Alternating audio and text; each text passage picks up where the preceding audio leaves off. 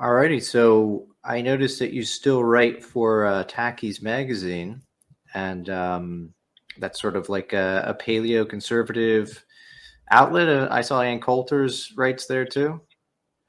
Are we recording yet, or are we? Or is this? Yeah, yeah, we started. Sure, no problem. Well, I mean, I've been writing for Tacky Mag for 9 years almost. It'll be 9 years in January, and Mm. I mean, I don't really know how much to describe Tacky Mag. Steve Saylor and Coulter, myself, used to be the home of John Derbyshire after he got sacked from National Review, and Jim Goad used to write there, Pat Buchanan as well. It's a Mm. collection of, well, I'll put it this way, it's one of the last places maybe on earth that pays writers well and does not instruct them on what they should or shouldn't write. So I'm always, I see. whatever I write per week is just what is haunting my mind at that particular day. Right, it's sort of like a weekly column. Yep, weekly column, once a week for almost 9 years, and comes out either late Monday nights, early Tuesday, depending. I mean, it's not a set thing. Tacky Mag is run very much like a newspaper. Everybody gets one day. Steve Saylor gets Wednesday. I get Tuesday. And Coulter gets Mm. Thursday. And so we try to do it like that. We also have a very strict word limit because a lot of times people will respond to one of my pieces by saying, well, why didn't you mention this? Why didn't you mention that? Well, each piece is not a book. We try to run it a little bit like a newspaper where there's a certain amount of column inches that you get. And we don't do the Huffington Post thing of having 5,000 word essays. I see. I see. Yeah, I was looking at the site. It's I like it. I mean, I like a lot of the writers there. They seem to be quite right wing, paleo conservative. So that was 9 years ago. So is that when, because you kind of were disappeared for a time publicly, and then you came out and you wrote that book, Republican Party Animal. That was about 10 years ago.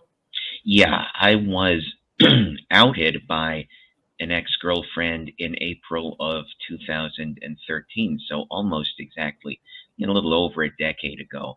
I had I had vanished from the public scene uh, pretty much starting in '95, but much more solidly in '98 when I just decided to start working under a different name and pursue conservative politics in a more mainstream manner. So I started working with the GOP, various GOP groups in California and in Los Angeles. And then I got mixed up with a group called Friends of Abe, which was the group of Hollywood conservatives run by Clint Eastwood and Gary Sinise, Kelsey Grammer, John Voight, all of those wonderful and wacky characters. And that was my life throughout most of the early 2000s and up until 2013. I was outed in April of 2013, and then by January of 2014, I had landed this column. All right. Yeah. So that was quite a long time ago, 10 years. Because I remember when that came out, that was definitely quite a few years back.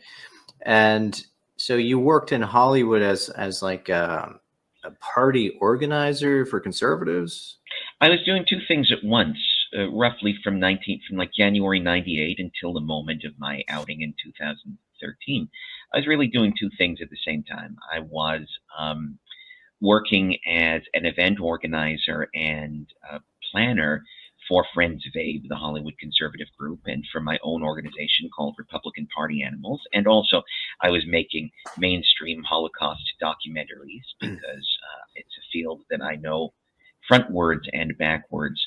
That's what paid the bills for quite a bit in the late '90s, early 2000s, was making mainstream documentaries under the name David Stein. People still have a great deal of confusion if they haven't read my book, which you can't really because it's banned on Amazon. You can't really buy a copy. But people who haven't read my book have a great deal of confusion about the Stein last name.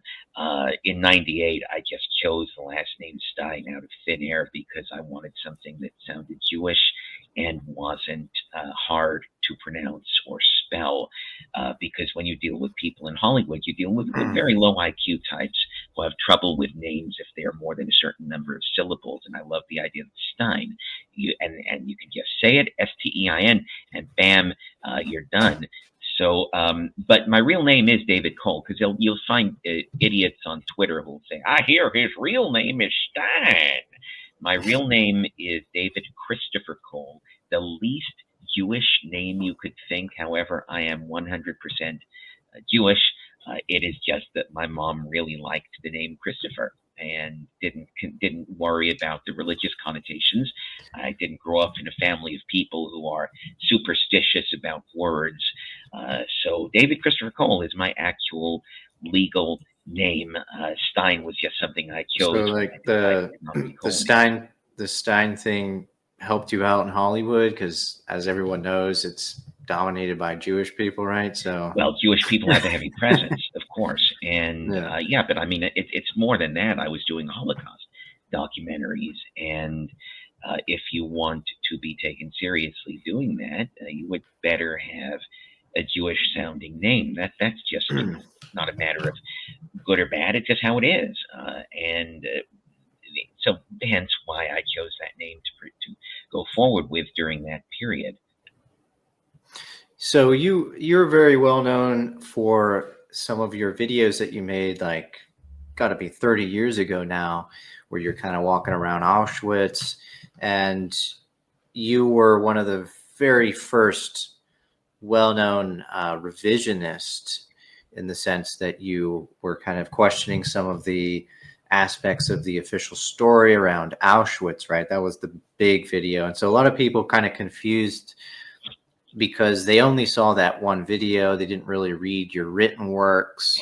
You know, they just took that video, watched that, thought that's all there is to it. So how would you describe your viewpoint in general on that topic? I guess if maybe you could explain this. Is it sort of like a semi-revisionist take, sort of like David Irving and Mark Webber now have this semi-revisionist view on the situation, that some of the things are true, some of the things are not true, there were exaggerations, but there's certain aspects of the revisionist side that aren't totally well thought out either? And that's sort of what I liked about some of your takes, is that you were in that milieu for years and years, and so you saw everything that went on. You met Forreston, you met Irving, you met Weber, and you kind of critiqued some of them as not being scholarly or not meeting a certain scholarly standard. So what were your skepticisms about the Auschwitz thing, and what is your kind of overall view of it? Well, I'm glad you asked, and that's one of the main reasons I wanted to do this show, because I'm always happy to clear up these issues, because, my God, especially ever since Elon Musk kind of loosened the reins, and I'm not against that, but ever since he loosened the reins on Holocaust denial on Twitter, my name is everywhere, and 90% of people who invoke me don't really have much of a clue about my work. The difficulty for a lot of people, especially younger people generally have a difficulty in placing themselves in a time period that they were not in. Now, if you go back to the late 1980s, early 1990s, when I started being active in this, and again, this is something, if you're born in 1985 or 1989, you can't place yourself back in that period. But if you are me, I'm going to be 55 in another couple of weeks. If you are me, that's the period I was in. I was in my early 20s. I was 20, 21, 22. At that particular time, the Cold War had just ended officially. Soviet Union was pretty much no more. I mean, it didn't happen overnight. The wall came down East Germany. Gorbachev loosened things in Russia, and it took several years. It wasn't a light switch going on and off. But generally, the Cold War was over. There were a lot of things that could be investigated and that could be and information that could be accrued regarding the Holocaust. At that time, there was a lot of misinformation, and also a lot of the sites, the physical sites of Holocaust museums, the Majdanek Museum, that's in Poland, the Auschwitz State Museum, that's also in Poland, the Mauthausen Museum, that's in Austria. A lot of the sites were not well run in terms of historical accuracy. So I come on the scene, this young kid. I go to Europe multiple times. I take a lot of video, way more video than anyone had ever seen, because I would shoot everything. And I realized that a lot of these museums were portraying things inaccurately. I would speak to the museum personnel, and I would say to them, perhaps you should portray these things accurately. But nobody's going to listen to a 20-year-old, 21-year-old. I looked like a kid. Even when I was 21, I still looked like I was a teenager, in part because I'm short. I'm like 5'6".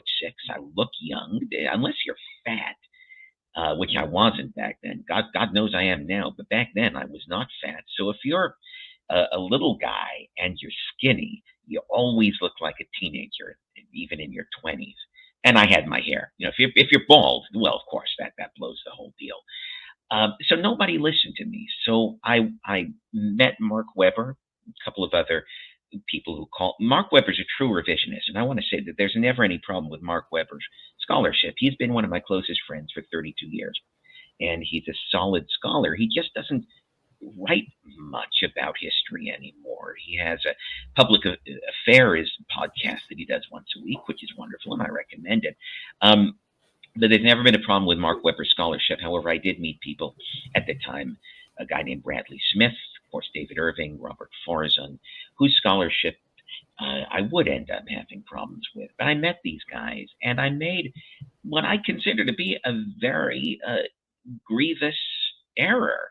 After one of my trips to Europe, when I got an interview with the head archivist of the Auschwitz State Museum, a guy named Dr. Franciszek Pieper, and Dr. Pieper admitted to me on camera, this was not a secret shoot. It was a two-camera shoot. 2 cameras, and me and my assistant set up mics and everything in his office, and he very openly said to me that the building at the Auschwitz main camp, not Birkenau, which is where the Jews were sent, but the main camp. The building at the main camp that is displayed as a gas chamber was actually a post-war reconstruction. The Soviets came in, liberated the camp, and within a couple of years following liberation, they restored in their minds it was a restoration. They restored the room to gas chamber state, but in doing so, they sullied it. They completely sullied it because they knocked down walls, they screwed around with doors, and they made a monstrosity that could obviously not have been a gas chamber. And a lot of people had, even going back to the 1970s, when people would visit Poland, even though it wasn't as easy back then during the Cold War, people would visit Poland, and you'd have revisionists back then saying, well, this doesn't look like a gas chamber, but nobody thought of just doing an interview with the guy who runs the place.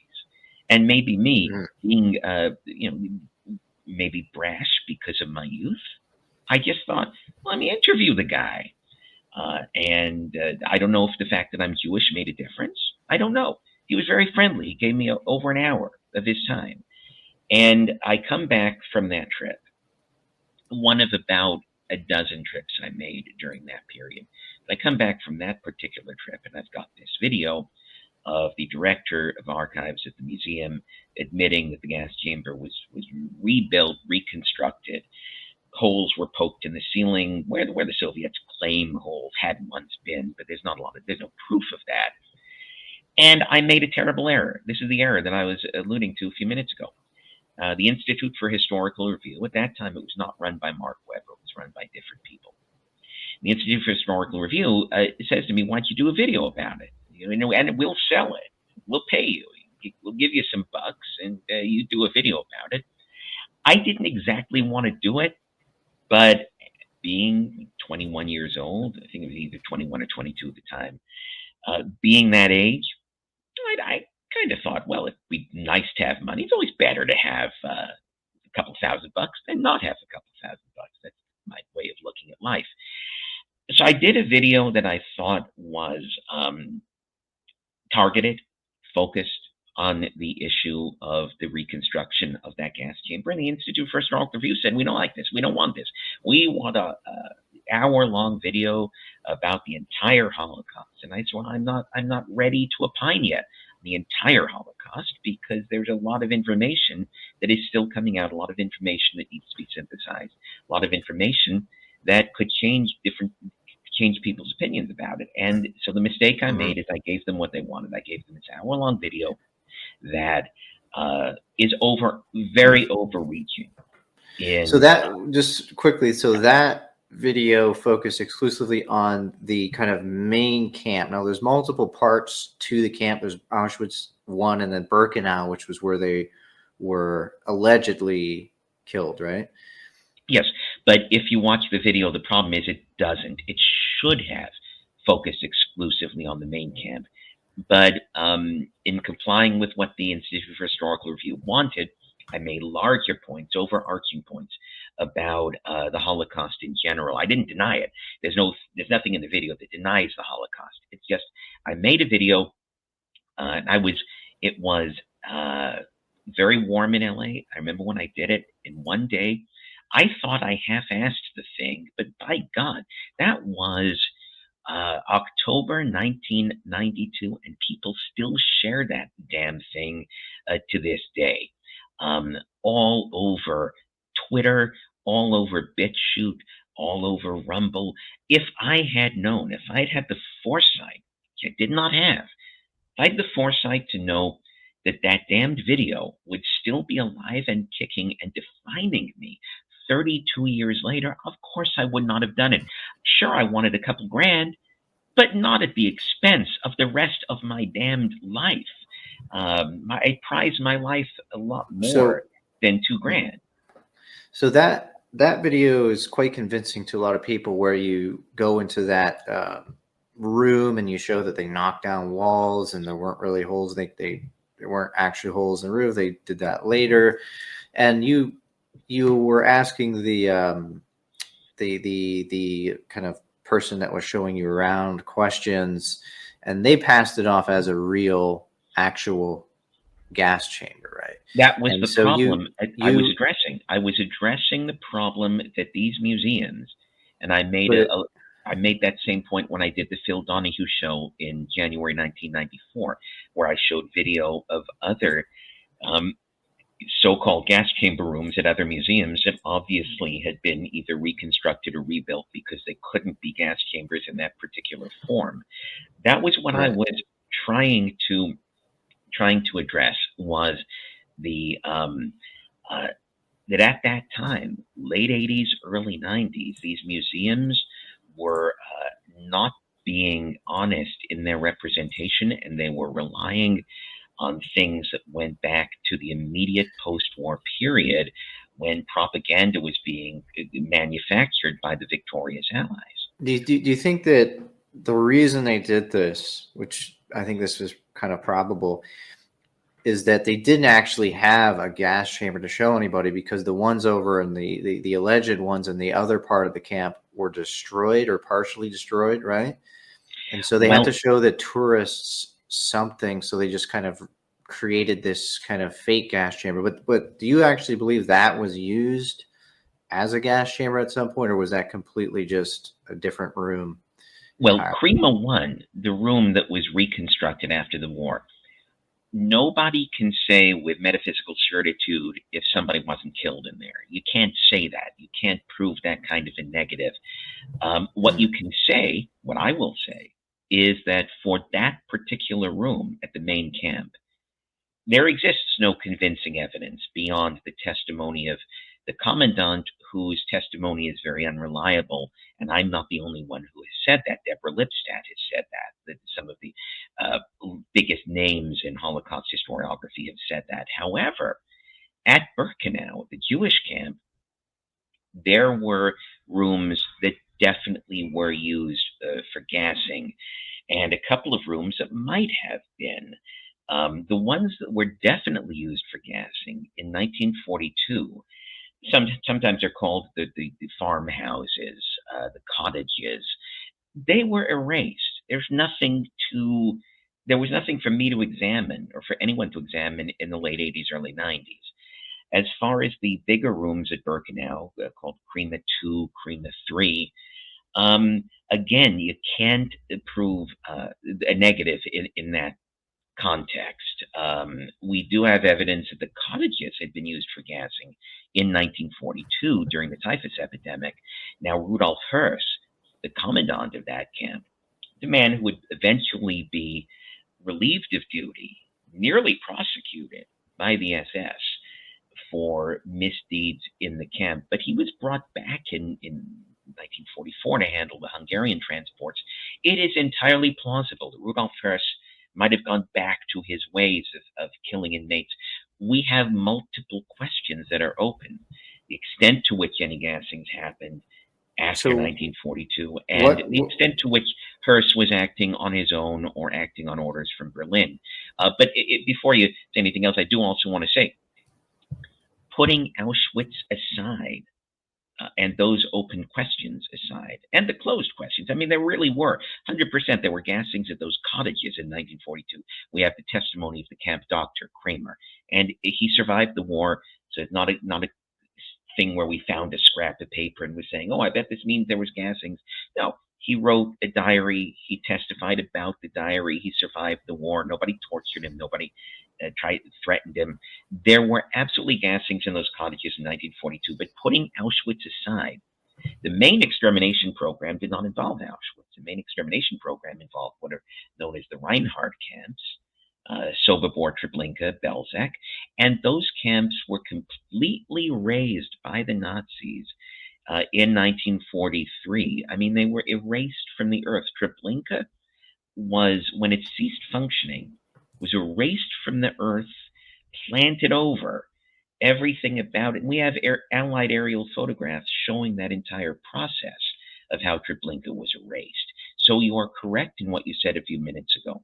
The war was over, and there was a large number of missing Jews, Jewish population that was no longer, primarily Polish Jews and Russian Jews, but the Polish Jews primarily bore the brunt of Nazi wrath. And the actual extermination camps like Treblinka did not exist in any physical state any longer. The bodies had been burned and the buildings had been plowed under, and a nice pastoral field had been planted. That alone is, of course, very interesting. The fact that these are the only examples where the Nazis did that. I mean, there are examples of Nazis destroying things, so the invading Soviets, the re-invading, the reconquering Soviets could not get access to them. But the idea of erasing a camp entirely so that nobody even knew it was there, that was unique, as was the fact that Treblinka and Sobibor saw mass revolts, the skeleton crew of Jews who had worked there during the extermination period, because those Jews understood en masse that they would not be allowed to survive. Before we get to the other camps, I wanted to go back to Auschwitz. Sure. So that room they show is not real; it's a reconstruction. So people kind of take that video that you made and they think like there's nothing else to the story. So there's also, the swimming pool, and there was the, they had an orchestra and they had a soccer field. So the critique you made of like the mainstream historians is that they tried to kind of deny that those things were in the camp. And the reason they tried to deny those things were in the camp or downplay them was because it didn't really fit with the picture that they wanted, that it was just purely a camp of extermination and wasn't for labor at all or something like that. So there were kind of distortions on the mainstream side to paint a picture that they wanted to, and those things didn't fit that picture. So they initially denied there was a pool and denied there was anything. But what was that pool actually used for? Was it for the inmates? Like what's your research on that? Well, this is an important point, because before I go into it, it's important for your listeners to understand. We're dealing with bad faith actors on both sides. On one side, on the mainstream side, you have people, and I tackled this in a column on TachiMag just 3 weeks ago. You have people on the mainstream side whose first impulse is to lie, even if they don't have to, even if the truth is on their side. They think so little of the general public, and they see themselves as people who must manipulate the point of view of the general public, that their first instinct is always to engage in untruth. And on the other side, you have the outright deniers. They are also bad faith actors because they have long abandoned any search for the truth, because if anything pops up that does not agree with their bias, with their ideology, they dismiss it. So Right. to get to the specifics of what you said, yes, there was a swimming pool, not a water aqueduct, not a repository for fire hoses. There was an actual swimming pool at the Auschwitz main camp. It's important to understand the difference between the Auschwitz main camp and Auschwitz-Birkenau, which was a couple of kilometers away. The main camp was a penal institution. It was for prisoners. It was for people, Polish resistance fighters, petty criminals in some cases, but it was like any other prison. It was not the Jewish part of Auschwitz. And like any prison on earth, where the inmates are always going to outnumber the guards, any prison in the U.S., that's going to be the case. Prisoners could get perks for good behavior. And so, yes, there was a swimming pool. It was sometimes used by the SS, but oftentimes it was used by prisoners who had earned the privilege by good behavior. Again, the same way in any U.S. prison, if you behave yourself, you get chocolate bars, you get more time on the yard, maybe you get a conjugal visit. This is how prisons work and always have worked. So there was a swimming pool. Same thing at the main camp. There was a theater. Prisoners could see plays, could see shows. Again, if they earned the privilege. Once again, in a U.S. prison, there's movie night, but you don't get to go to movie night if you've acted up and caused disciplinary problems. This is how prisons are run. This is where the skeptics will come in and say, that wouldn't even exist in an extermination camp. So if they've, like, the official story was saying, oh, it was a pure extermination camp, that can't be totally true, because there was labor going on, and you do need to take care of the laborers to some degree, and you do need to give them some amenities to keep them obedient and keep them working for you. So the claim that it was a pure extermination camp is not true, right? Well, first of all, nobody ever claims the main camp was an extermination camp. They claim that Birkenau, several kilometers away, was the extermination facility. Okay. But to whatever extent people Jews, and some gypsies, but mainly Jews, were killed at Birkenau, it was also very clearly a labor and internment camp. One of the problems we get in this field, Brandon, is certain documents that are very important in understanding the history are rejected by both extremes because they don't agree with both extremes. And now the example I will give you is there's a speech that Himmler gave, actually a series of speeches, sometimes just referred in general as the Sonthofen speeches. But there's a speech that Himmler gave to SS generals, SS higher-ups, where he kind of says two things at once. Now, I'm paraphrasing, of course, for the sake of your listeners, but the speech is quite easy. These speeches are quite easy to find. In fact, even in revisionist materials, nobody denies the reality, the accuracy, the truthfulness of these speeches. Himmler says, on the one hand, he says, yes, we killed the Polish Jews and even the kids. And people say to me, why did you have to kill the children? And, well, I say to them, if we kill the parents and we don't kill the children, well, those children are going to grow up and they're going to want vengeance. And all we would be doing by not killing the children is inflicting this problem, just kicking the can down the road so that our children and our grandchildren will have to deal with it. So we killed the kids, as bad as that was. We killed the kids for the sake of our descendants. But in that same speech, also says, now, I know that you didn't like killing all those Polish Jews. He's talking to his SS generals there. I know you didn't like doing that. Nobody, no man likes doing that. No man wants to kill a kid. You did it, and you held your fudge, and good on you. And now the bad news, because the war has turned against us, we've got to bring in 100,000 and a couple 100,000 laborers, Jewish laborers from Hungary. We got to bring them back into the Reich. You did a great job clearing out those Polish Jews, and I'm glad you did. But unfortunately, we now got to bring Jews back in purely for labor. Don't worry, they're going to be in labor camps, and they won't mix with the general population. But we need the labor. Now, you see Is what I'm that saying right there. The is that same. speech in 1943? Is that the Poznan speech? This is different than Poznan. Poznan was the one that historians cite, and this is the point I'm making. The reason mainstream historians cite Posen instead of Sonthofen, and the reason deniers don't cite Sonthofen, even though it makes it clear that the 1944 Hungarian transports were for labor, not extermination, is that because this series of speeches affirms two things. It affirms that the Polish Jews were killed. It also affirms that the Hungarian Jews were being brought in for labor, not to be killed, but for labor. Now, the mainstream doesn't want to cite that speech because the mainstream, they're fine with the part of it that says, yeah, the Polish Jews were killed, but they don't want anyone to think that the Hungarian Jews are being brought in for labor. They want you to think the Hungarian Jews are being brought in to be exterminated. The deniers, on the other hand, they're fine with the part that says, yeah, the Hungarian Jews are being brought in for labor. Cool. That totally bolsters our side. Oh, but he also says the Polish Jews were killed, and we can't allow that because our claim is that it was only a couple 100,000 Jews from Typhus at the end of the war. They're both cherry picking. It's a document neither side will claim. That's what you get in a lot of Holocaust historiography these days, is that you get documents that neither side will claim because it doesn't agree 100% with this extreme or that extreme. Right.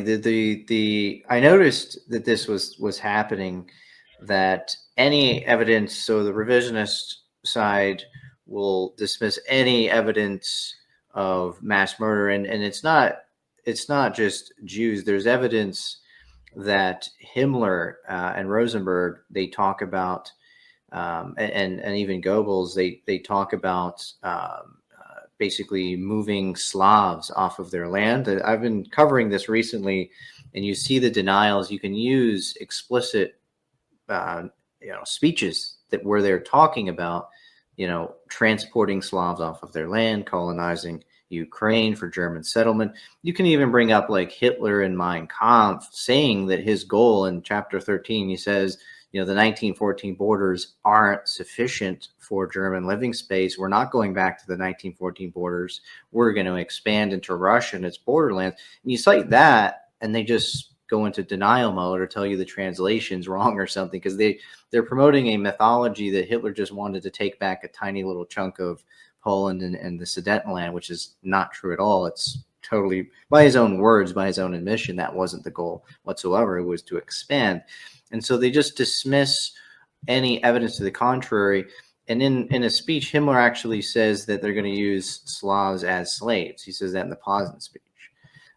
And Rosenberg confirmed that at Nuremberg. But what they say about Nuremberg is they say, oh, you can't trust anything from Nuremberg because they were all tortured or something. What's the response to that? Like, they're all tortured, so you can't believe it? Okay, I want to make a larger point with this, if you'll give me a few minutes here, because this ties in with my error with the video I did in 1992. It's really important for people who are interested in this topic, or really interested in any post-war historiography, Civil War, the war, the Pacific theater during World War II. It's very important for people to understand that the immediate post-war period, which you can call the pacification period, the victors have won, but they have a population they now have to pacify. The pacification period is part of the war. So people see Nuremberg as some attempt at constructing a history. But no, Nuremberg was simply part of the war. It was not trustworthy. It was not something that nobody bases, no serious historian bases their historiography on Nuremberg testimony. Same thing with the Soviets knocking down the walls in that chamber. That was part of the immediate post-war propaganda. That is part of the war. Now, once the war is over, when I say over, I mean also the pacification period is over. The first great Holocaust book to come out was 1953, a book called The Final Solution by an author named Gerald Reitlinger. This is about the time real historians step in. The whole 1940s, especially 45 and 46, 47, it's still the war. I mean, the war might be over in terms of people shooting at each other, but the pacification period is still going on. You don't trust things from there. But it's also something that people have to be okay with. You have to understand, okay, we don't trust things from post-war. And again, that's my mistake in that 1992 video. I made it seem like the Soviets knocking down walls and redoing that gas chamber was part of some kind of never-seen-before conspiracy. But no, it is just part of what happens in the pacification period when a war is over. Now, you get to the 1950s, everything's cooled down. Everyone's passive. The populations that need to be pacified are pacified, and the world has kind of moved on. Korean War, other things. Now is when historians come in, and I should have made that much clearer in the video that I did. And regarding Nuremberg, yeah, I would never base a thesis on Nuremberg testimony. You base your thesis on contemporaneous documents. You base your thesis on things that the people who were doing this stuff wrote amongst themselves during the war. And I do want to add this point that by 1994, because I made that Auschwitz video in 92, in 94, one of the more important things in revisionist history happened. David Irving went to Moscow in order to confirm the Goebbels diary. The Goebbels diary had been kind of broken up into two. There was the handwritten notes that fell into American hands after the war, and then there were the microfiche plates, because Goebbels had his diaries memorialized for all time on microfiche, and those were in the Russian hands. And Goebbels went to Moscow. And he authenticated the Goebbels diaries. Now, Irving made this announcement in September 1994. I was there. He and I were speaking at a conference together. Once Irving authenticated the Goebbels diaries, and Irving has certain skills, and I don't. Irving is quite skilled at authenticating signatures, authenticating handwriting, because Irving has spent his entire life examining every personal detail, from the handwriting to the toothbrushes of Third Reich people. That's his thing, and he does it well. He's made other mistakes as a historian, but he does that particular thing very well. Once Irving had authenticated the Goebbels diaries, for me, I realized the stuff that Goebbels talks about regarding the extermination of the Polish Jews, well, that's got to be the next focus. That's got to be the thing revisionists have to, number one, admit, concede that happened. Because once you've authenticated the Goebbels diaries, everything else that Himmler and Stroop and Korer and Kuba, all of these Nazis who also talked about that period, about the extermination of the Polish Jews. And when I say extermination, generally it was 60% of the Polish Jews who were exterminated, 40% could be used for labor, about 60% were killed. The funny thing about that, going back to September 94, I came to that conclusion before Irving did, and Irving was the one who authenticated the damn document. But at that point is when I started to realize we got to get off this obsession with gas chamber door locks and opens in, opens out, because, Brandon, I want to make this point. That work I did in the early 90s paid off. Auschwitz no longer says that that room is in its original state. The Mauthausen Museum no longer says that that room is in its original state and that those doors are real gas chamber doors. The Majdanek Museum has erased several gas chambers from its tour and said these were not gas chamber rooms. That work paid off. Move on They now. admitted that.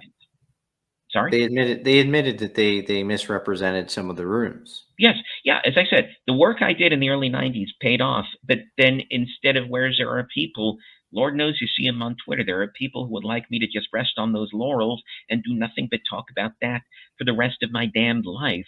That is not what I wanted to do. Once those battles had been won, you have to move on to the bigger question. And once Irving authenticated the Goebbels diary, the bigger question became, okay, now we have to look at what's called the Action Reinhard camps, the camps that dealt with the extermination of the Polish Jews. And then you have to also start to understand what's the relationship between Action Reinhard, which concluded more or less at the end of 1942, but continued a bit into 1943, and the relationship between Action Reinhard and Auschwitz.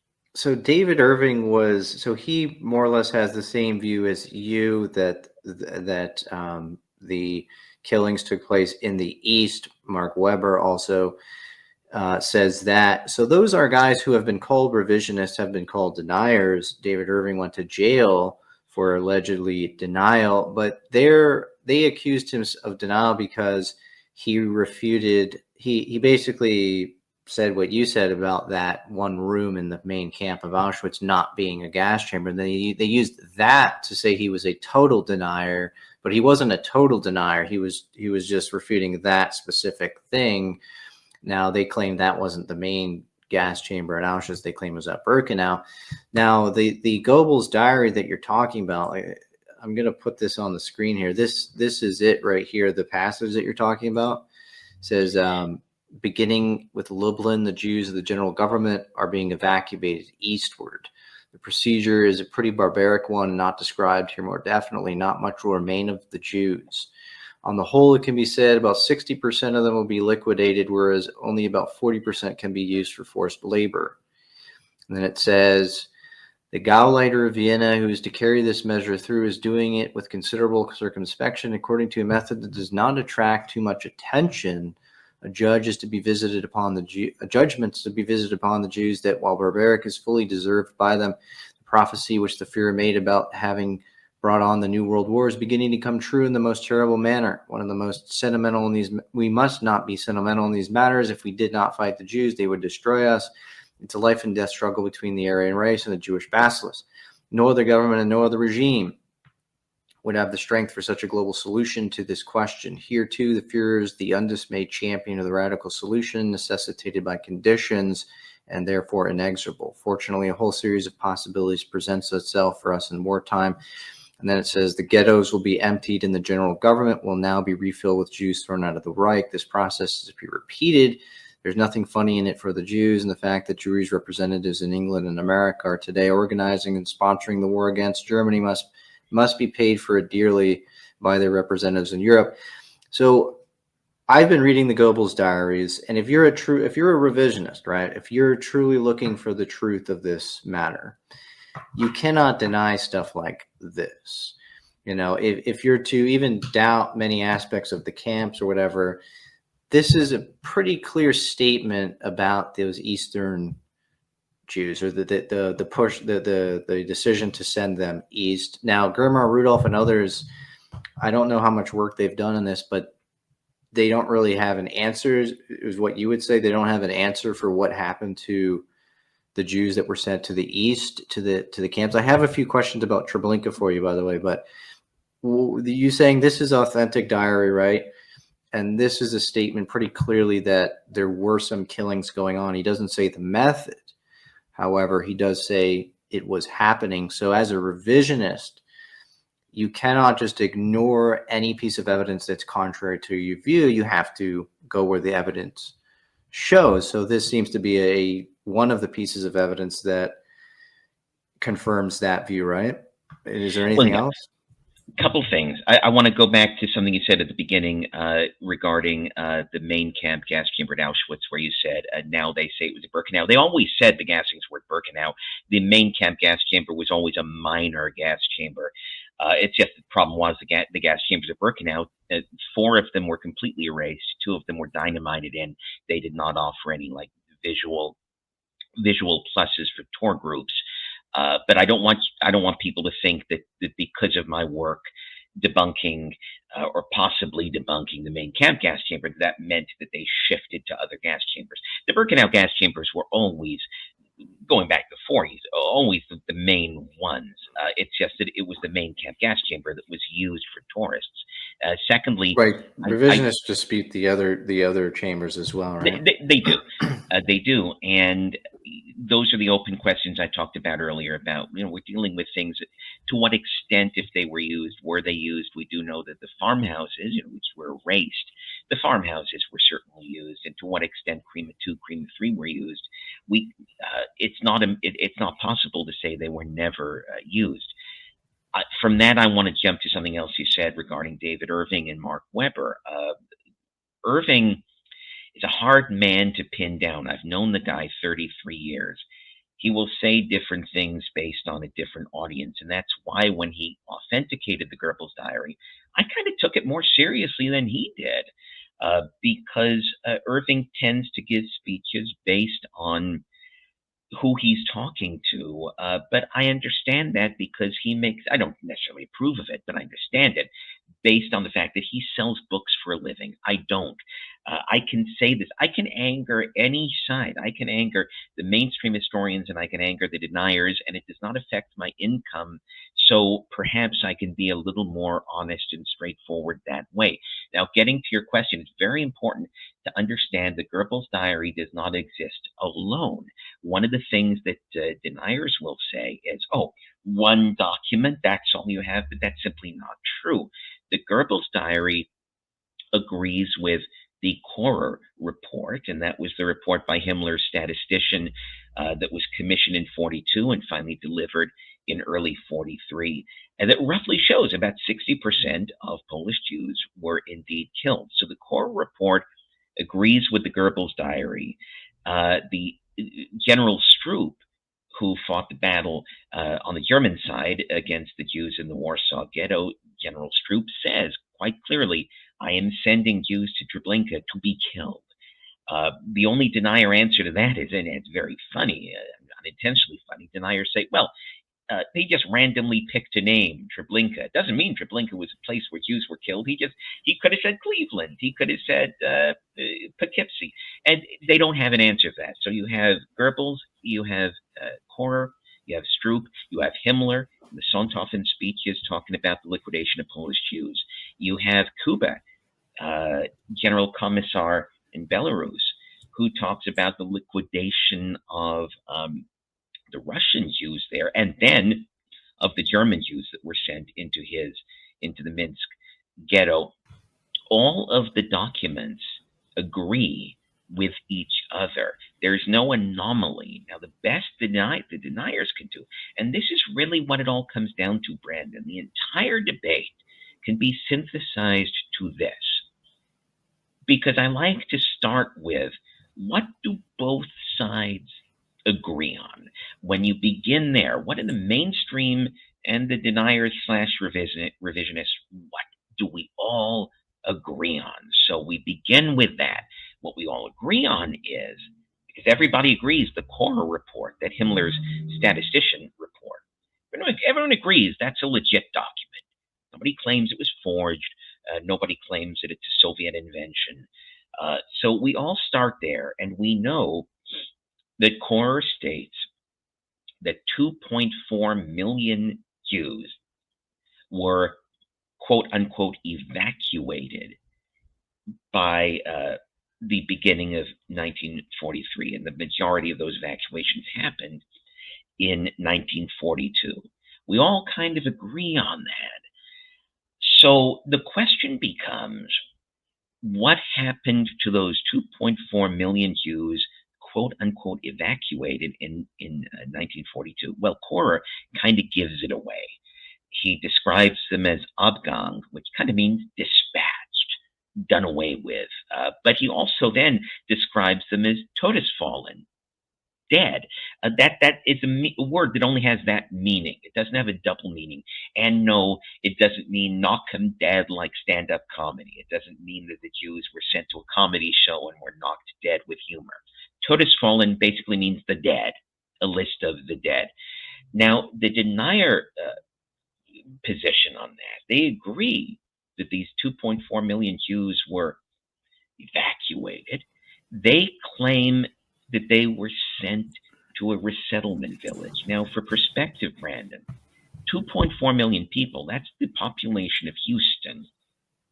So the denier position is that the entire population of Houston was sent to a village near the front, and nobody saw it, nobody wrote about it, nobody ever said a word about it. The Nazis didn't say anything.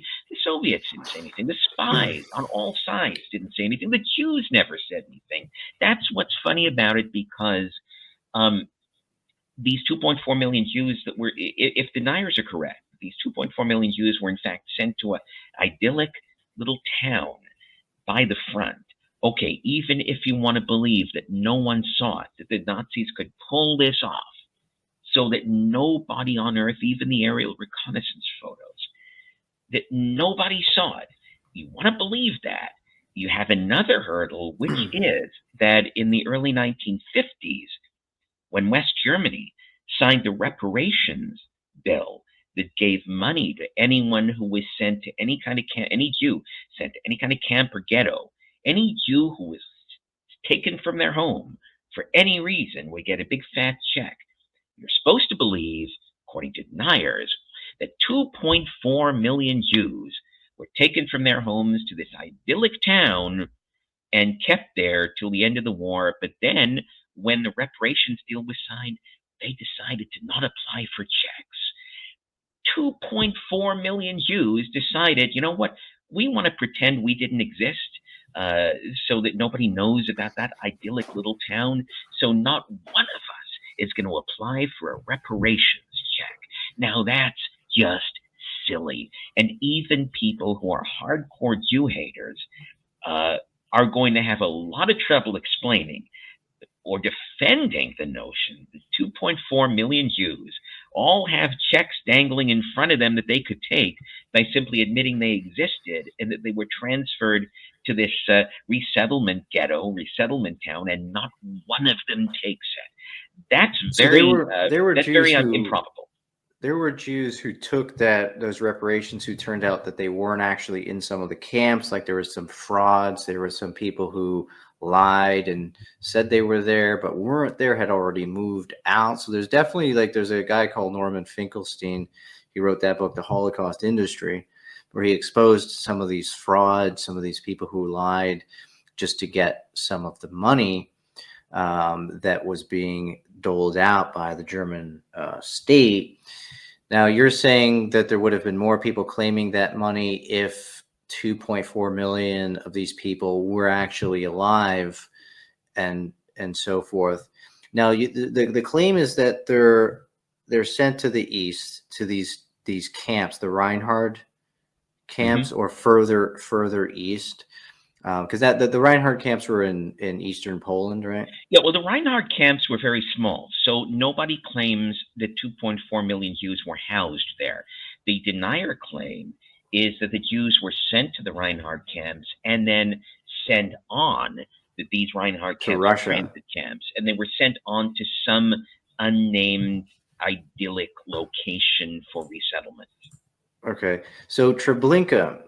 So there's a guy called Eric Hunt, and he was a pretty prominent revisionist. He made multiple documentaries questioning, similar to your documentaries. He goes through the camps and he goes to the different rooms and so on.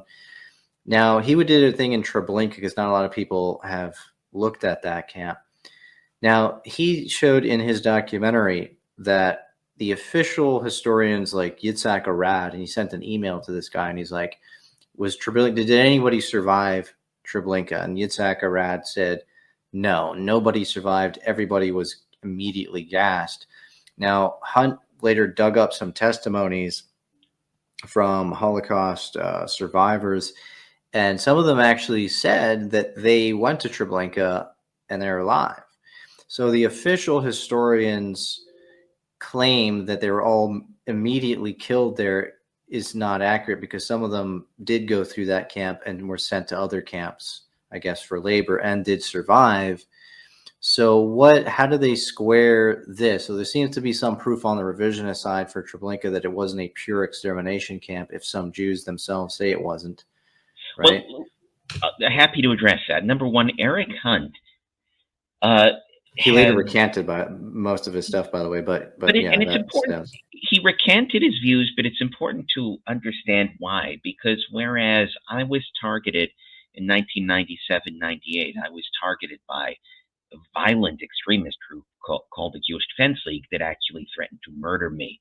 Eric Hunt, there's a lot of dense history there. Hunt and I had a bunch of back and forths, a lot of times through an intermediary, because I didn't really like talking to the guy since he was a convicted felon, and I didn't think much of him. But Hunt recanted for one main reason, and he states this quite clearly in his recantation.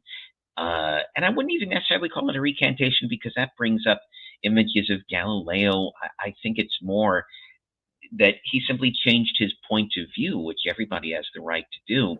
And it plays into what you're asking about Treblinka survivors.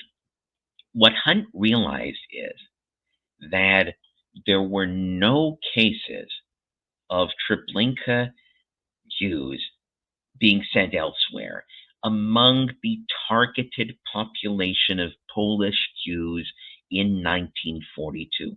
You can find cases of Treblinka, a couple of cases where it can be argued that Treblinka was used as a way station for Jews of other nationalities in 1943, when technically Action Reinhardt was over.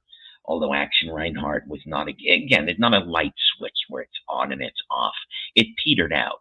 But what Hunt realized, and again, he says this quite clearly in his statement of why he's no longer a denier, what you can't find are any of those 60% Polish Jews that Goebbels talks about right there in that diary entry. Not a one of them can be proven to have survived.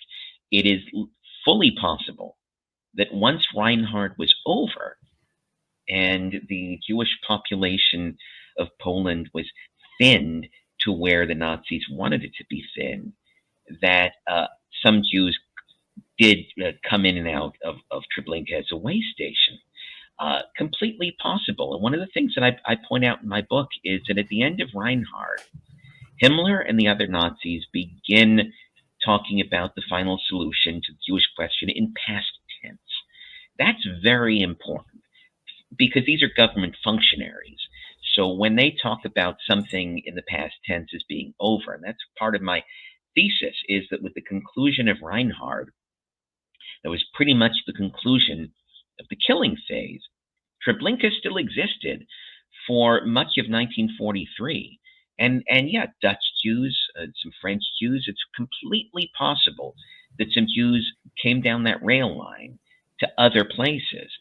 But in terms of that targeted population in 1942, that 60% of Polish Jewry that was sent to those Reinhardt camps, Treblinka, Sobibor, Belzec, Hunt couldn't find a single case of any of them surviving. And that's part of what led to him renouncing his views, because that would have been, that's very powerful when you realize that you have that many people, 2.4 million Jews in total of evacuees, but roughly about 2.5 million Polish Jews. Yeah. So you're saying that it was just the Polish ones that were targeted, and they didn't treat the other Jews of different nationalities in the same way. They kind of were a bit softer on them, or didn't exterminate them in the same way.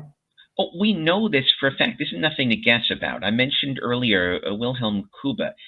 the General Commissar of Belarus, who oversaw, among other things, the Minsk ghetto. Well, Kuba was very chatty, a real chatty guy. And again, these are documents nobody denies the accuracy of. German Rudolph doesn't, Jürgen Graf, all of the current remaining deniers don't challenge the authenticity of this. And Kuba makes a very big deal to Heydrich, his superior in Berlin.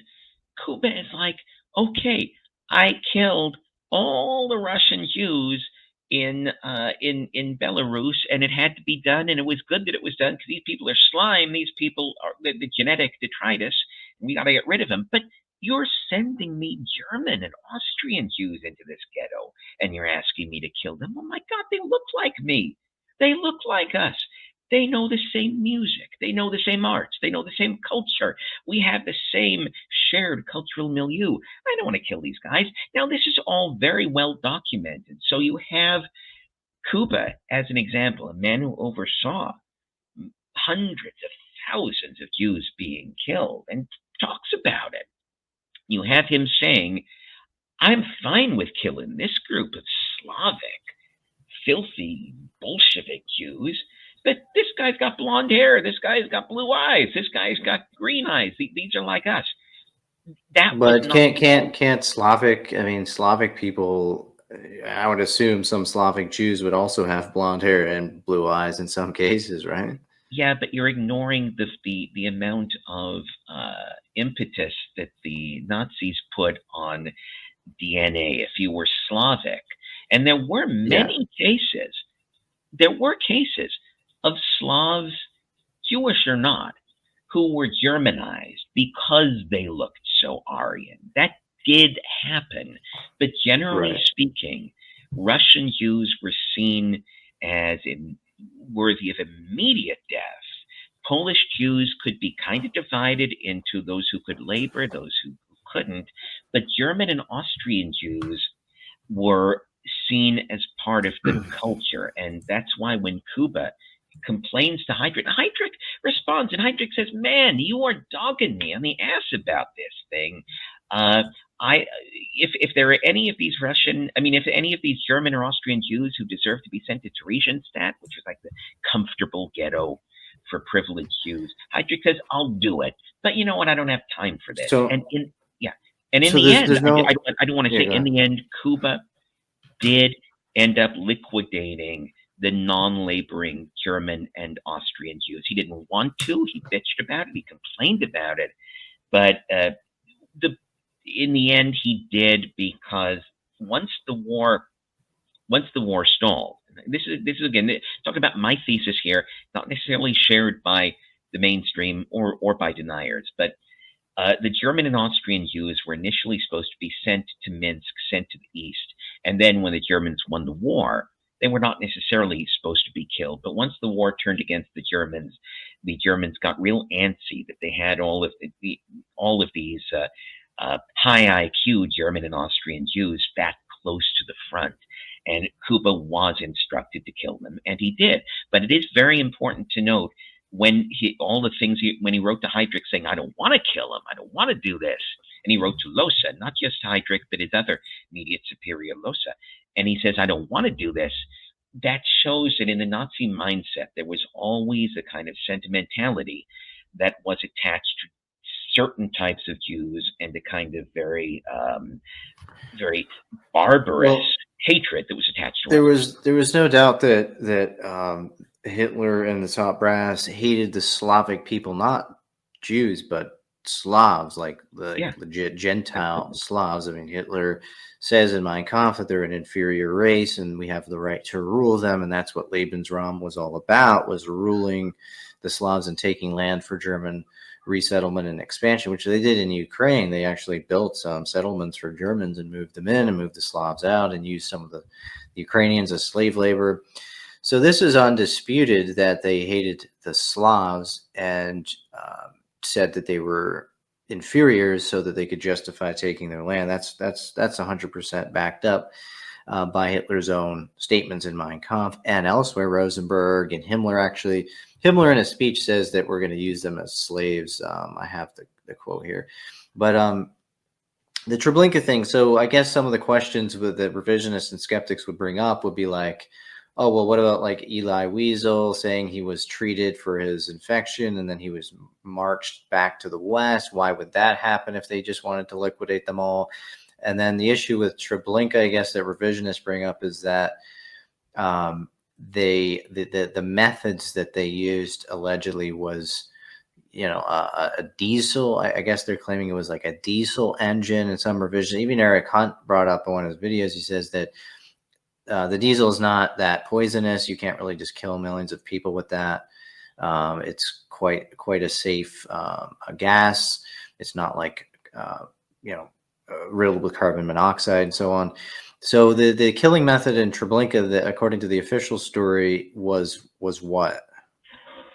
Well, the killing method at Treblinka and Sobibor was by exhaust. Now, some people have said diesel, others have said basic carbon monoxide. It is certainly true that if you lock people in a room, an unventilated room, carbon monoxide will put them to sleep. I mean, that is absolutely true. We see that happen accidentally hundreds of times a year. But diesel, though, which is a bit different.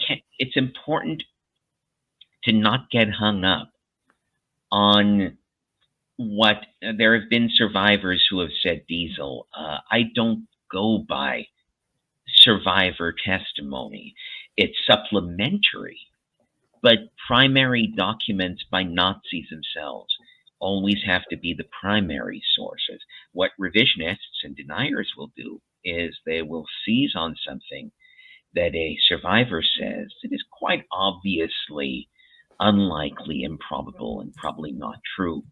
But we can't go by that to make the history. We also can't go by debunking it to make the history, because these people, whatever they went through, and many of them were very young and went through incredibly horrendous things in their youth.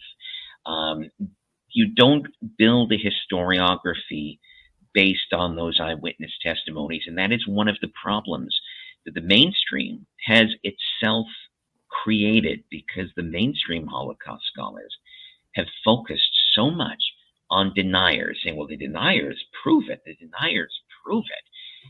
They don't. It's the contemporaneous documents that prove it. But because the mainstream, which is always looking for the shortcut, for the easy way out, and the easy way out for them is to trot out an elderly Jew who says, oi, and then this happened to me, and that happened to me, oi. That's a shortcut, but it's exactly what furthers denial, because when you derail the conversation from contemporaneous Nazi documents and you bring in old Jews who maybe that works with kids. You have a 10-year-old, 12-year-old kid goes to the Museum of Tolerance and sees an old Jew and everyone's weeping. Well, maybe that works, but that's not how history, a solid history, not how that's created. The testimony from some of these less than credible witnesses, like Irene Zisblatt, like they're exaggerating their story, saying she was like inside of a chamber and escaped the chamber and pooped out diamonds. Like there's certain outrageous testimonies that are clearly not true and false, and they're just like embellished to create sensationalism to sell. I mean, there must be a monetary motivation for some Jews to like sensationalize the testimony, create these effects, these kind of hysterical effects and notes to make it. Let me interrupt you there. I would not say monetary. I would say that if anyone is put through something very traumatic, very violent by anyone, and that can be anything. That can be Jews in the Holocaust. That can be kulaks during Stalin's reign. That can be a woman beaten by her husband who now is testifying in a child custody case. You are always going to exaggerate the evil that was done to you. That's human nature. That is emotion. Yeah, but there are cases that were exposed, like the I forget his name, but he was on Oprah. He wrote this book about his experience in the camp. Like he said that this met his wife through the barbed wire, and she threw him an apple, and it turned out that was a complete lie, and he made up that. So he was in the camp, but he made up the He But made up now the details of it. you're redirecting the discussion away from survivors towards outright fraudsters. I will point out there have been many polls and studies that show, for example, how many Vietnam War vets claim to have saw action who actually spent the entire war without actually being involved in a single firefight. So you have that, but then you also have people who were never in the war who claim to be Vietnam. I met with one of the guys during my Republican Party animal days was a guy, and I'm blanking on his name, and I wish I could remember, but he's a guy who claimed to have been this war hero. Turned out he had not been in any war. So you have to look at the different degrees of this. You have survivors who exaggerate. Then you have people, and I mean, there's dozens of stories, but dozens of stories is not a big deal when you're dealing with something that dealt with 10 million people. But you have dozens of people who weren't even there. There was the woman who claimed she was raised by wolves, the Jewish woman who claimed that she escaped the Nazis and raised by wolves. That I think she didn't even turn out to be Jewish. She was not Jewish, that one. Yeah. So you have these outright. But that's it. That's a monetary motivation, even in that case, right? That's the monetary motivation. But what I'm talking about is the people who really were in a camp, who really were dragged from their homes and had everything they owned taken from them, and in many cases lost relatives. Well, here's an argument. I mean, so I guess from the revisionist side, they will seize on those fake testimonies, those exaggerated, those liars, to say that like all of the testimony is false. But that's not even the case, because you saw in Eric Hunt's documentary, he's using testimonies from Jews to make his case, right? Like the ones from Treblinka or the ones who were doing leisure activities in Auschwitz, they use those testimonies. So revisionists are not going to they will use testimonies, right, if it fits their narrative, right. But they will dismiss the testimonies that they'll dismiss all testimonies as if they're all the same, but they're not, right? I mean, there's ones that are accurate and there's ones that are not, right? That's very true. And that's why what I try to stress to people is you have to look at building a solid historiography as kind of a pyramid. The bottom stones, the solid stones at the bottom, that has to be contemporaneous documents. Now, on top of that, you can put smaller stones that deal with the testimony of survivors, the testimony of some of, like, for example, a couple of the commandants of the Reinhard camp survived. All of the men who had been at some point or another either a commandant or a higher up at a Reinhard camp all told the same story, that it was an extermination camp, but that was irrelevant of their position. Some of these guys were prosecuted, some of them weren't. Some of them were in prison, some of them were free. Some of them had served their time and then been released. Some of them were recorded above board, some of them were recorded surreptitiously. They all told the same story, and nobody who served at Treblinka on the Nazi side ever said, "Oh no, it was just a simple transit camp."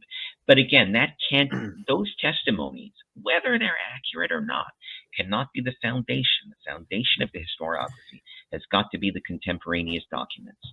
So I have a super chat here that's related to this. This is from Teja. He says, "Can you say something about Karl Otto Koch, once commandant of Majdanek, who was executed by the SS for murder of 40 concentration camp inmates?" Oh, well, yeah. This is something that's going viral on Twitter right now. There's some MMA meathead. I don't know his name because I don't follow that scene, but he's got a large number of followers. This MMA meathead is saying, well, how can it be that the SS would prosecute Koch when if it's supposed to be an extermination camp? Okay, this is where deniers completely separate from legitimate historiography. The Nazis had a network of camps in the western part of the theater of war, so in Germany and France, occupied France. Yeah. They had camps in the east. They had camps in Poland. They had camps and ghettos in occupied Russia.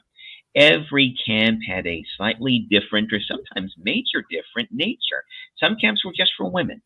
Some camps were labor camps. Some camps were extermination camps.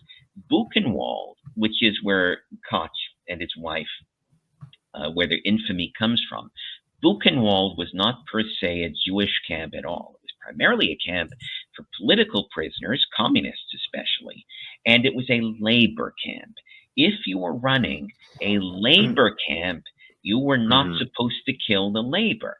If you're running an extermination camp, that's what your order is. Now, Conrad Morgan, the SS judge, who prosecuted SS guys who were breaking the rules, Conrad Morgan prosecuted the Kotches because they were stealing, they were embezzling, and they were killing inmates who had information that could be valuable to Conrad Morgan's investigation. Funny enough, Conrad Morgan wanted to investigate Treblinka. Here was Conrad Morgan. He had investigated Auschwitz. He had investigated Buchenwald. His job in the SS was to root out corrupt commandants and corrupt personnel at these camps. And he had heard rumors about weird things going on at Treblinka. He tried to investigate, and he was barred from that. He was told, no, hands off this camp. You don't get in there. You might have access to all the other camps, but this one's highly top secret. Morgan found that extremely weird from his point of view. Why is this one camp being shielded from me when I can investigate all the other camps? There were many cases where Conrad Morgan brought charges against SS guys who were embezzling or who had mistresses, because you weren't allowed to do that. You couldn't take the inmates as mistresses, and you couldn't steal the seized goods, and you certainly couldn't kill people if you were running a camp that was not for killing. If you're running Majdanek is not clean. Like the official story of Majdanek, this was in, where was this again? Poland? Yeah, Lublin in Poland. Okay, so officially, what is claimed about this camp? Do they claim that it was an extermination camp or no? Majdanek has scaled back its claims over the years. Initially, and this is part of what I did rather successfully in the early 90s, initially, Majdanek was being shown off as a camp that had like 5 different gas chambers, and it was an extermination camp. The historiography has gotten better there over the decades. It is very likely, based on documents, that there were shootings there at Majdanek. That there was a period, and I do want to go into this real quick. I won't take a lot of time with this, but in a weird way, the Nazis did their genocide a little backwards. They wanted to preserve the laboring Jews. They tended to kill the old and the young, like the kids and the elderly and the sickly. By like late 43, they were left with a Jewish population of laborers who were healthy, but had lost their kids in some cases, their parents in some cases. There were some attempted revolts that were put down quite violently. Even when, so my point being, even when the official policy of extermination ended, the Jewish population began revolting, especially once they were hearing word that Soviets were making advances and that the Nazis were losing. There's credible, very credible evidence of mass shootings at Majdanek. That's not to classify it as an extermination camp, because that was not its purpose. But you did have times when mass killings did happen because of other reasons, like an attempted revolt. So initially, there were some outrageous numbers about that camp, 1.5 million dead. That's been scaled all the way down to like 60,000, somewhere around there. Yeah, and again, this is what historians do. That this is why people can't use the scaling down and the revision. They can't use it, or they shouldn't use it to say, well, now I don't believe anything. The historiography is working as it should.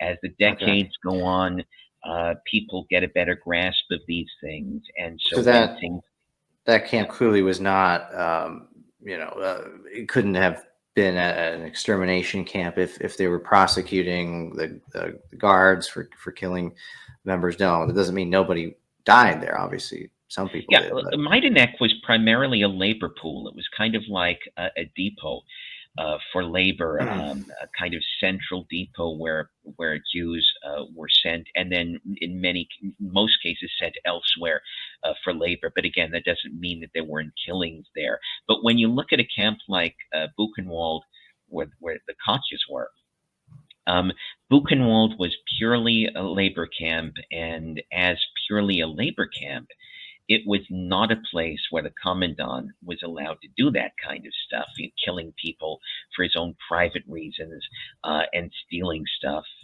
that was supposed to go to the Reich.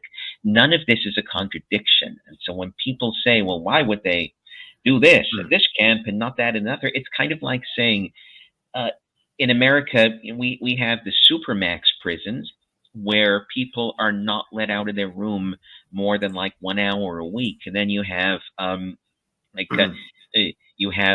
honor ranch prisons, minimum security prisons, where inmates can go on a work furlough and ride horses.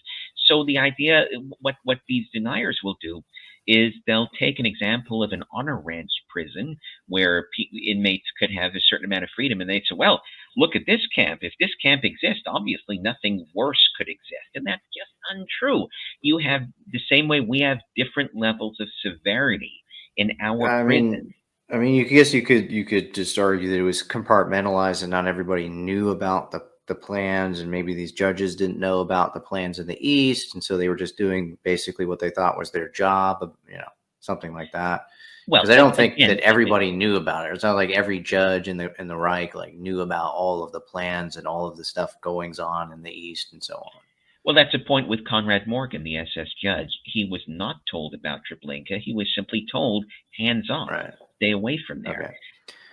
So Treblinka, I wanted to ask you because some of the claims there from the revisionists is that the official story is that there 800,000 people were killed there, and that they were just all burned in open pyres, and there was no furnaces. So this is where people kind of get confused about this, because they believe that you can't just burn that many bodies that quickly without furnaces and just dispose of them totally. And Eric Hunt in his documentary goes over how there was no real there was no attempts to excavate the soil. There was no serious disturbances to the soil, and that some British historian went there and was trying to dig around, and she only found a couple little trinkets here and there. She didn't find any mass graves. So what is the explanation of the lack of disturbances in the ground if they were all burned and dumped there? Well, first of all, the disturbances in the ground are simply proven by on-the-ground photos. We know for a fact that in the closing months of Treblinka's existence, everything was excavated. We have photos, on-the-ground photos of giant excavators digging that land up, and we have aerial photographs taken by the Allies of Treblinka going through that change, where the foundations buildings are erased and where things are dug up and replanted. Then we also have immediate post-war photos. The Poles went in there and they started digging around, and they wanted to dig stuff up. So we have photos of the Poles and Soviets after the war digging that ground up as well. The ground is not undisturbed. And again, there's plenty of photographs to prove that the ground is not undisturbed. However, the question does come down to, this is what deniers will end up, it's really their last bastion of hope, is to say that you can't burn, it wasn't quite 800,000, let's say 780,000. They'd say you can't burn 780,000 human bodies in a year and a half. And that's really what they will always go to in the end. Out in the open as well. They're claiming in an open pyre. That's what they will always run to when you hit them on everything else, when you hit them on documents, when you hit them on the lack of any alternate theory, but they'll always go down to that. And the fact is, again, this is stuff that really is a cursory search can turn up multiple reasons why the deniers are wrong. For example, in India, roughly 8 million bodies a year are burned on open pyres in the most primitive way. And they're burned one at a time because each body, it's a religious ceremony. Cremation on open pyre is a sacred thing in Hinduism. So each body is burned individually, and they have to say their chants, and then they have to stamp down remaining bone fragments after the open pyre cremation. So you have 8 million bodies a year, open pyre burned in India. But more than that, Brandon, You can also look to the 2001 foot and mouth disease epidemic in the UK when the British decided they had to cull their entire herd of cattle and sheep and pigs. Roughly 4 to 5 million cattle, sheep, and pig carcasses were open air burned in the space of just a couple of months. We're not even talking about a year and a half. We're talking about a couple of months. Open air pyre burning absolutely works. Yes, you need an accelerant. An accelerant helps. The same as if you're barbecuing a steak. But it absolutely works better than a cremation oven, better than a retort, because a retort in a crematorium can handle one, maybe two bodies at a time. Open air cremation can go on forever. There are parts of India, holy parts, sacred parts where bodies are burned, where the pyres never go out, and where just one body after the other thrown on the fire. So of course. So would you be able to corroborate all of that with like fuel shipments? So they would have had to have had a ton of fuel to be able to have burned. I guess they use fuel to light it, or gasoline. Like what was the accelerant? Well, yeah, the bodies, of course, once you get them going, and again, this is the same as I hate to make such a base correlation, but it really is the same as a barbecue. You don't keep pouring lighter fluid on the coals. You just kind of use it as initially to get things going. But human bodies do burn. They absolutely do burn. But if it was fuel, there would have been some large shipments of fuel to Treblinka. Is there documentation for that? Treblinka, and this is one of the problems we face, because Treblinka was very obviously, I mean, we have documents about this. Treblinka and the Reinhardt camps were a top secret operation. That entire period of Jew killing, of extermination, was not only top secret, but we have documents that explicitly talk about how certain information will be conveyed orally only and not in writing. So a lot of what we have to figure about Treblinka, we kind of have to guess at. Now, that's the fault of the Victoria's allies. The allies bungled the investigation. I wish that better people, as I said, Nuremberg was still part of the war. They bungled a lot of that investigation, but then they even bungled it afterwards when some of the Treblinka commandants would be interviewed, the ones who survived. One Treblinka commandant survived into the 1990s. They were never asked the right questions. These are the questions that matter. We have lost the ability to find some of these details due to the bungled investigation, and investigators who simply were not interested in asking the right questions. A woman like Hannah Arendt was only interested in asking philosophical questions. What does this mean about the nature of man and the nature of evil? Well, screw that.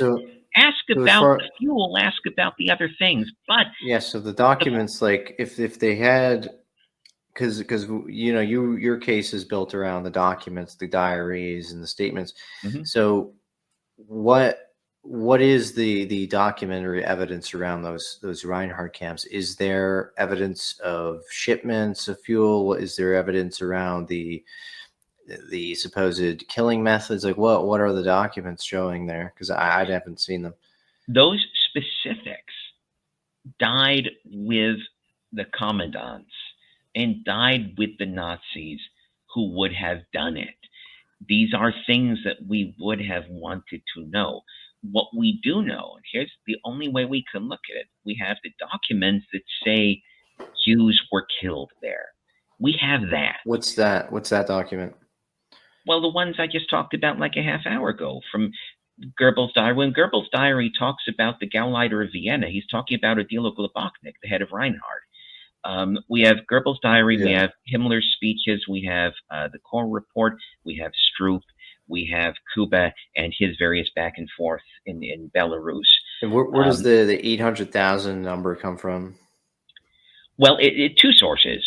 One is the Core report, the statistician report, and the other is something called the Höfle document, the Höfle message. That's something that Irving has made quite a bit about, and it's just a confirmation of those numbers. And the numbers also jibe with the numbers of Jews who were siphoned out of the ghettos. So what we have the confirmation that Jews were killed there.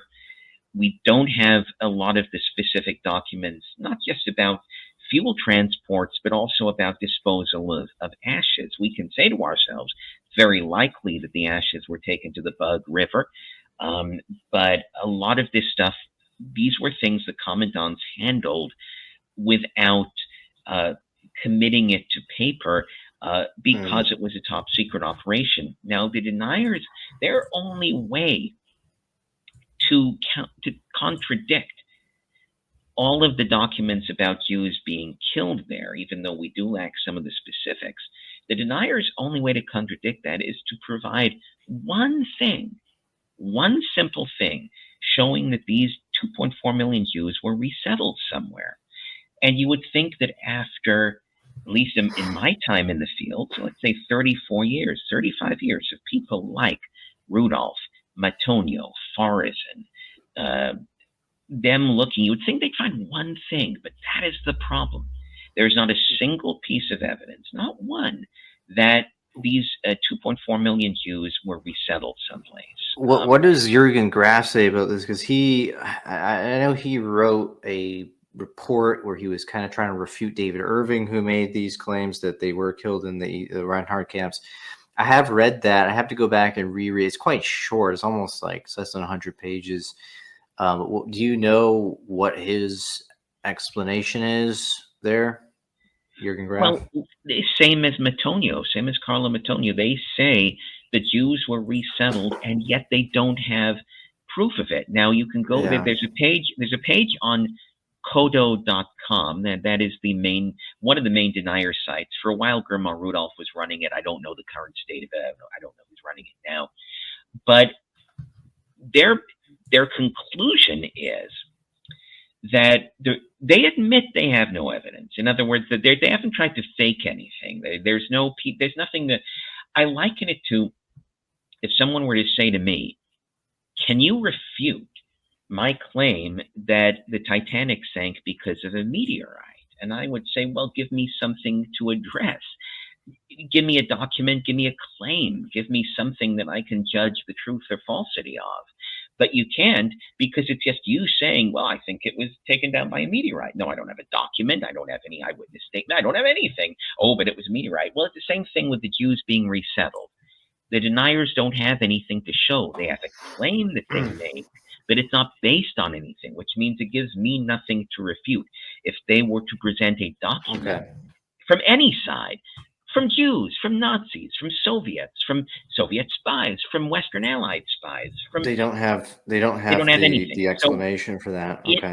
In the absence of a single piece of anything claiming the Jews were resettled, putting that against the word of Goebbels, Himmler, Korer, Stroop, and Kuba, and Losa, you've got to give me something if you're going to try to refute the extermination theory. And Matonio and Graf don't have anything. All they have is hunches, but it's the same thing as the Titanic meteorite. Your hunch is not something I can refute. You've got to give me something that I can refute. So that's the weak point of the revisionist side, is they don't have an explanation of where they were sent. If they acknowledge that they were sent east to those camps, but they don't have the evidence. And that's what Eric Hunt was saying when he wrote his recant paper, that he doesn't know where they went if they were sent further than those camps. Now, let me just interrupt you. Keep in mind, Brandon, that in 1942 and early 43, when all of this would have been happening, the Eastern Front was probably the most densely packed area on Earth in terms of two giant warring armies, and all the civilians on both sides of the front, and all of the spies representing every party on Earth was there. So you had one of the most densely packed and one of the most watched and monitored parts of planet Earth at that time.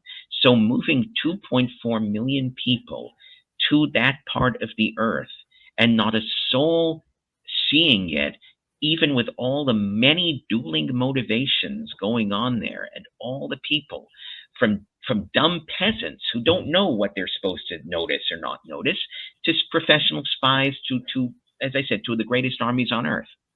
And nobody sees anything. That's continually going to cripple the denier argument.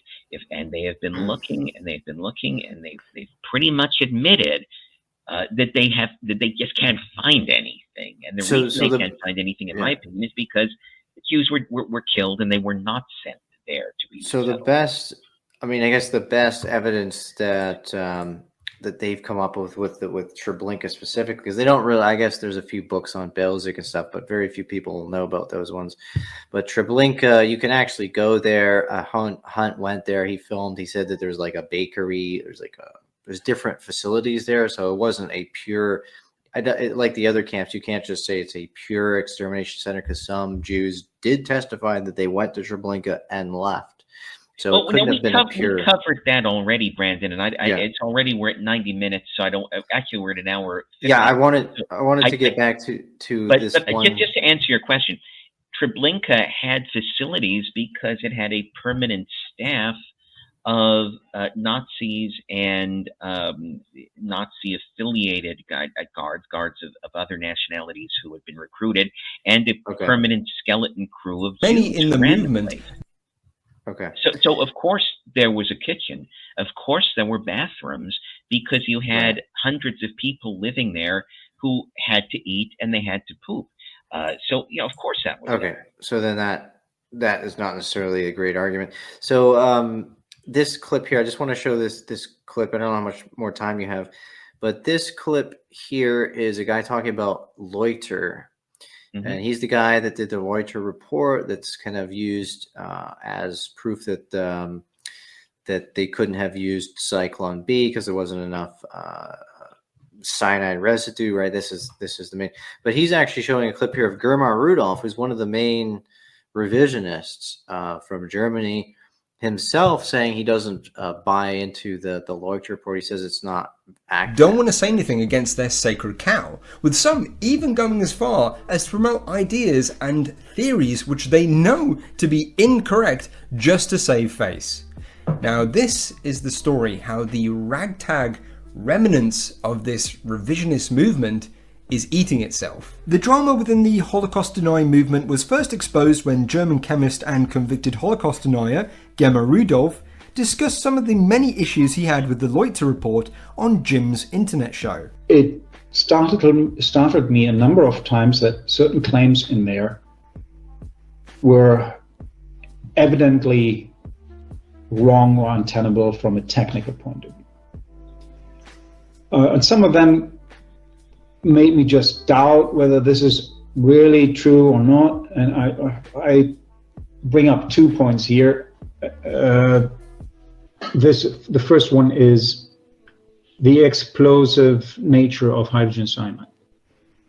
Hydrogen cyanide is extremely explosive, within a range of 6 to 41%, I think, in air, as I could remember it. However, usually the amount of hydrogen cyanide, or the concentration of cyanide used for disinfestation, is way below that limit. And so I was doubtful about the general claim by Leuchter in his report that it is so explosive that the whole thing would have blown up. Right. Here, Gemma is referring to a claim made by Fred in various interviews and in the Loiter report that hydrogen cyanide, the active ingredient in the pesticide Zyklon B, which was used in the homicidal gas chambers, is explosive at the concentrations used to kill people. Now, this is simply just incorrect, because the lower explosion limit for hydrogen cyanide is 56,000 parts per million. American chemist Richard Green predicted that the victims in the gas chambers were exposed to as little as 450 to 1,810 parts per million, far above the lethal threshold and an order of magnitude lower than the lower explosion limit. These irrefutable facts have not deterred Fred, who still to this day pushes this self-defeating, illogical argument to the embarrassment of his fellow revisionists. After all, this pesticide, when it's used properly to kill pests, is used in a much higher concentration than when it was used to kill people in the homicidal gas chambers. Who in their right mind would make an explosive pesticide to be used in day-to-day use? No one. And Fred's part of this confusion, because I'm talking to him and he's telling me things that I don't even agree with. You know, I said, no, Fred, that's not true, because I've read your stuff. I've read your information, and I've read that book, and I'm coming out with different information here. And I don't think he has read it. And I think, like you say, I think what's happened with Fred, he's living in the past. He's not updating his information to get it out to people in a correct way. So when he gets interviewed on not TV programs, but, you know, other internet programs like we're doing here, he's telling people the same stuff. And that's why I'm concerned. And remember, when it comes to gas execution, so I guess like most of the actual even revisionists don't use his stuff anymore, do they? No, and I never did. I mean, I've known Fred Lutcher personally since 1992, and I never used his work because I never had a single bit of confidence in him as a professional or as someone who knew what he was talking about. So Germar Rudolph far surpassed him in terms of being a chemist and having knowledge of those matters. Lutcher was always an amateur. That clip you just showed, that guy who was interviewing Germar Rudolph, this Rizzoli fellow, is very funny, maybe not to the people involved, certainly to me. Rizzoli just recently, like his best friend got cleaned out by Fred Lutcher, and Rizzoli's been doing all these videos about how Fred Lutcher is no good because Lutcher stole all this money. And I'm just bringing that up. I mean, it's public knowledge. This is nothing that I'm saying that. I mean, Rizzoli's done videos about this. So I'm just saying what is already known. But this is another thing that makes deniers laughable, because up until Rizzoli's friends got scammed by Fred Lutcher for like 20 grand, Rizzoli was like, oh, Fred Lutcher, he's the best. He's the smartest guy in the world. And then he gets scammed by Lutcher, and he's like, he doesn't know what he's talking about. He's living in the past. A lot of times these guys make up their minds about truth based on their own personal, do I like this guy or do I not like this guy? I had that happen to me, where people will come to me and say, Dave, you're the smartest revisionist in the world, and then I'll say something they don't like, and they'll be like, damn you, the Mossad paid you off. You're paid off by the Mossad. That's not how you determine the truth or untruth of something. But yes, getting back to Lutcher, he was never reliable. He was always a charlatan. And as I said, I've known him personally for a long time, and I never used his work. And you can even see, as a part of the Montel Williams show I did, where this Jewish fellow from a museum who I'm debating is like, I'm paraphrasing because I'm going by memory, but he's like, I notice you're not mentioning Lutcher, and I'm like, yeah, and I absolutely on purpose not. So he took samples from the Birkenau alleged He took samples from all the rooms. He took samples from the main camp gas chamber at the Stammlager, the main camp, and then he took samples from the two dynamited rooms at Birkenau. But one of Lutcher's mistakes, and you see this in the video, he himself shot because he had a camera person with him who shot him taking the sample. He just goes in there like a chimpanzee and starts banging on walls with a hammer.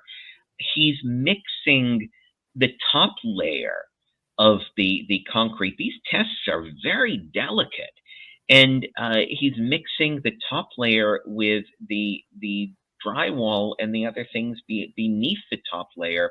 So he's just pounding away with these tools, creating bags of dirt, bags of detritus, bags of gravel, and then taking those to be analyzed. If you're going to do a proper wall surface analysis, you have to very delicately analyze the surface and not smash it with a hammer so that those samples get mixed in with what's have they done a different test and had different results, or what? Oh yeah, Germar Rudolph did, but so did the Auschwitz State Museum, so did the Krakow Forensic Institute, and everyone's kind of more or less on the same page. I don't want to speak for Germar, and Germar is a guy I've known since '94, and I disagree with him, but I also feel like he's just been so wronged by the prosecutions against him. So I never like to speak ill of him. So I don't want to paraphrase him.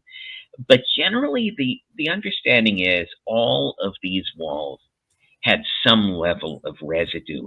It could have come from delousing, but it also could have come from small-scale gassings. And that's one of the reasons I say that we can't prove a negative, that we can't say it never happened. Right. I mean, I guess the claim is that they did delouse other rooms as well. They did spray it on just to disinfect the buildings themselves, which could be from that.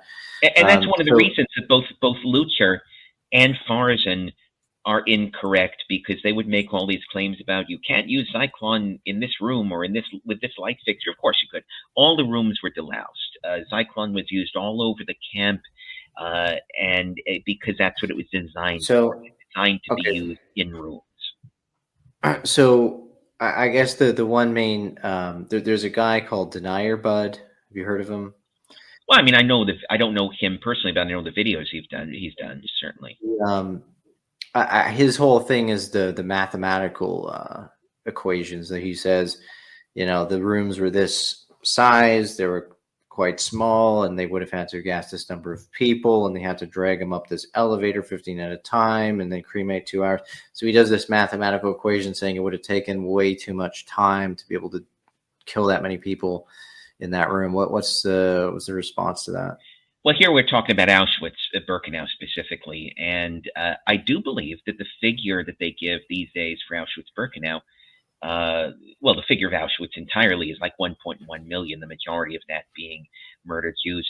I do feel that's too high. I think it's much too high, the same way that I feel that the overall figure of murdered Jews in the Holocaust is too high. The 6 million figure is simply untenable, my own personal figure, and this is as close as you can get because we don't have a lot of records for the final year of the war. But my own personal figure could not be less than 3 million and very unlikely to be more than 3.5. So, I mean, that makes me, in a lot of people's eyes, that makes me a denier because I'm saying the 6 million figure is too high. But it is. The 6 million figure, it's bandied around. There's some kind of religious, you see here that they've been saying this since like the 1800s, and they said it in World War I, and they're saying 6 million. Before the war is even over, they're saying it's 6 million. So there's some kind of Jewish religious connection to the 6 million number, right? That has to be the case. Well, there are other reasons, though, Brandon, and this is, I was just talking about this with a guy on Twitter the other day. There's a few reasons. Number one is 6 million at the turn of the 20th century. It was believed that 6 million was the number of Jews in Russia. And 6 million was often used as a kind of shorthand for saying the Jews of Russia. It was also believed that there were 12 million Jews in all of Europe. Now, that was incorrect. There's about 10 million in all of Europe, but it was generally believed that there were 12. And so 6 million was often a shorthand for saying half the Jews of Europe.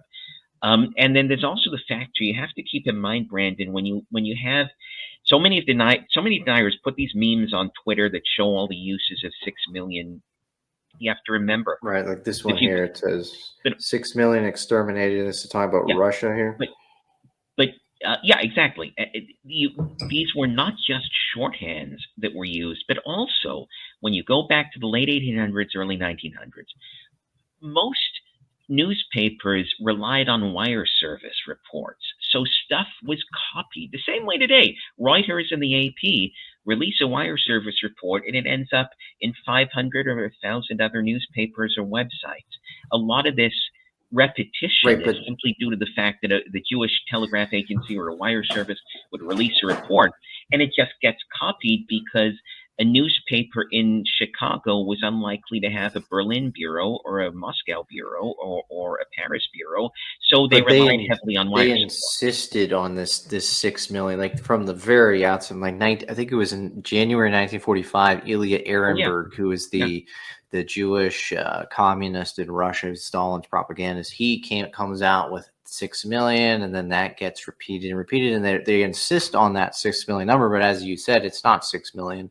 Officially, it can't be 6 million. So why do they insist on 6 million?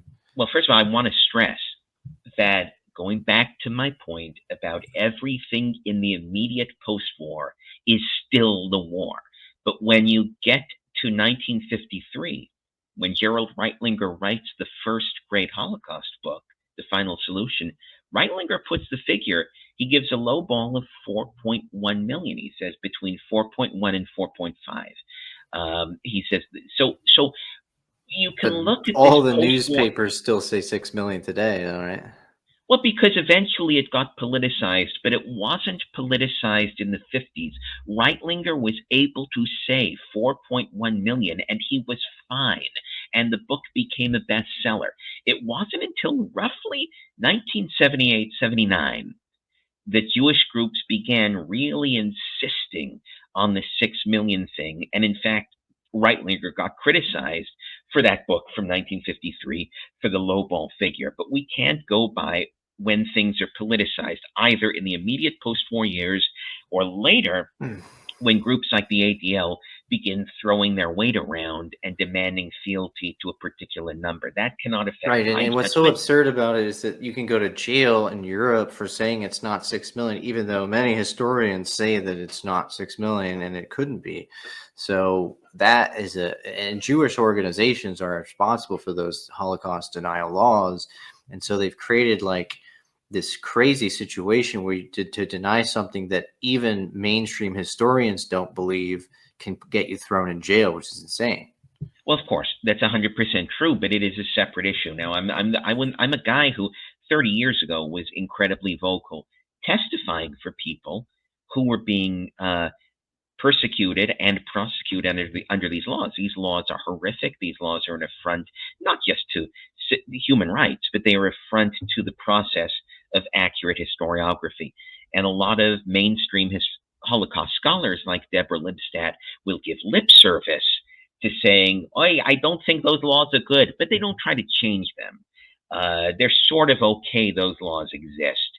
Whereas I did my best in my day, especially in Canada, going to bat for Ernst Zundel again and again.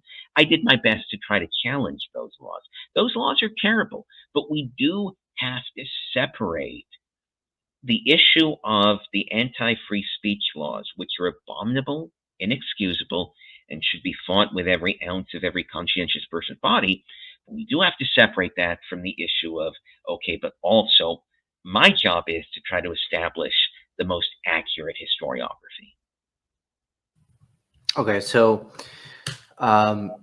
briefly, I think, the truth often lies somewhere in the middle. I think that the people who say it's purely a hoax and there was zero killings, I mean, that's obviously incorrect. There was definitely shootings and so forth. Not even Jews, like POWs and Ukrainians and Russians and so on. And civilians in many countries. So the pure denialists are wrong. But as you've said as well, the pure exterminationists also try to cherry pick everything to make them the most the most harrowing story that they could come up with, so that there's like no nuance to it at all, right? Say there's no labor, it's all just. So I think there's probably some flubbing on both sides here. Well, of course there is. I mean, that's 100% true. And you can't pick sides. What you have to do, and I'm probably honestly the only guy doing it at the moment, is you do have to look for that middle ground, not because you're trying to be moderate on purpose. And this is something I've stressed in my column over the years. Moderation in terms of ethical debates can be a sin. Like if you're saying, well, maybe a little child molestation is okay, but not a lot. Okay, that's the wrong kind of moderation. But when you're talking about factual matters like the Holocaust, you are likely to find that both extremes are wrong, and the truth really does lie somewhere in the middle.